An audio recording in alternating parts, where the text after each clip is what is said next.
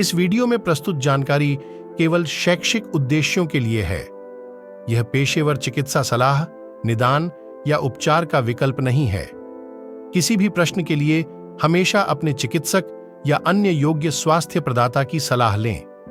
इस वीडियो में प्रस्तुत जानकारी के कारण कभी भी पेशेवर चिकित्सा सलाह की उपेक्षा न करें या सलाह लेने में देरी न करें। इस वीडियो में दी गई किसी भी जानकारी पर निर्भरता पूरी तरह से आपके अपने जोखिम पर है। नमस्कार, त्रिशला फाउंडेशन के YouTube चैनल में आप सभी का स्वागत है।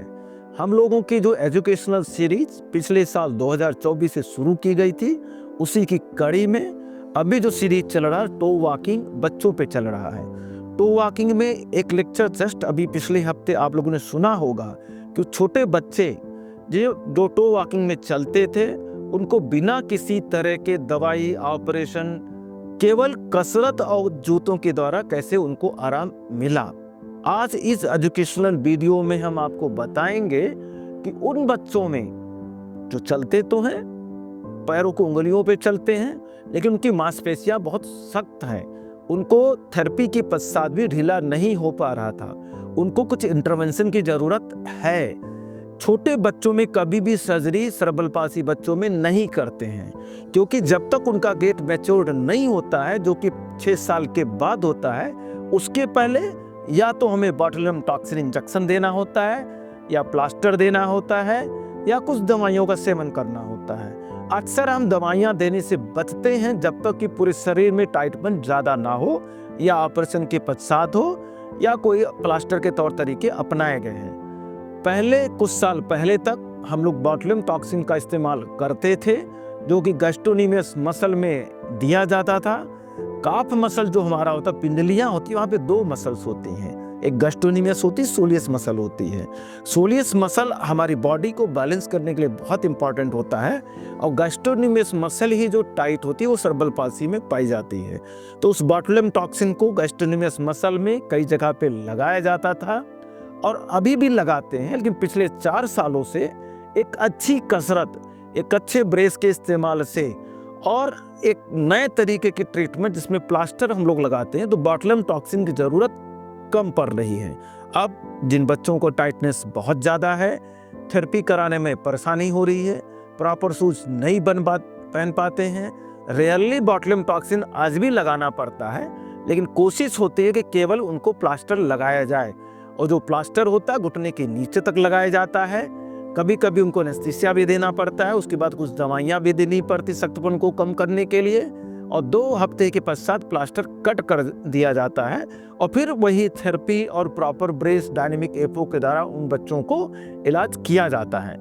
आज हम इस वीडियो में उस जो समस्याएं मैंने बताई हैं टो वॉकिंग, उनको जो ठीक करने के तरीके हैं, बोtulinum टॉक्सिन, प्लास्टर, थेरेपी, ब्रेसेस, उसके कुछ एग्जाम्पल यहाँ पे दिखाए जा रहे हैं। तो चलिए अब हम लोग उन वीडियोस को देखते हैं।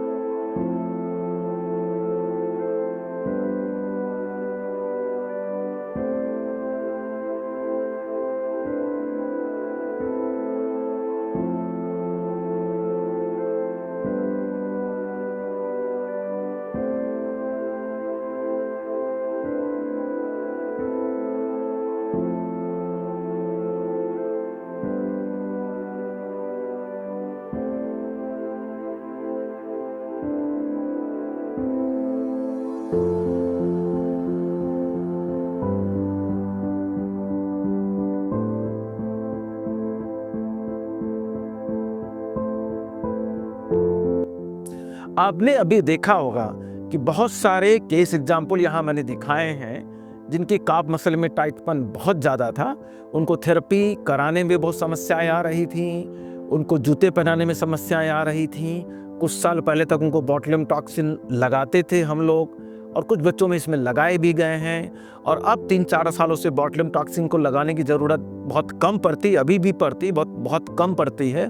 उनको लगाया गया है, उससे कितना उनको आराम मिला।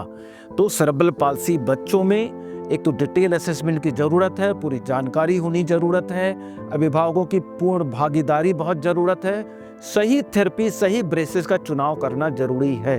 ये तो आपके परिवार में जानकारी में किसी बच्चे को सेरेब्रल पाल्सी है तो आप त्रिशला फाउंडेशन संपर्क करके उनको आप दिखाएं और पूरा असेसमेंट कराएं, और फिर ट्रीटमेंट के बारे में आप पूरी जानकारी लेकर खुद उसकी तरफ जुड़ें और बच्चों का इलाज करें। और अधिक जानकारी के लिए इस YouTube चैनल को सब्सक्राइब करें, और जो पहली वीडियो दी गई थी और भी बहुत सारे हमारे पास जो प्लेलिस्ट हैं जो टो वॉकिंग के ऊपर है, नीचे दिए गए लिंक पर आप क्लिक करेंगे तो आप सभी वीडियो देखने को मिलेगा उनका ट्रीटमेंट कैसे होता है। तो आप सभी का इसमें बहुत बहुत स्वागत और धन्यवाद। सेरेब्रल पाल्सी पर ज्यादा जानकारी के लिए चैनल को सब्सक्राइब करना ना भूलें।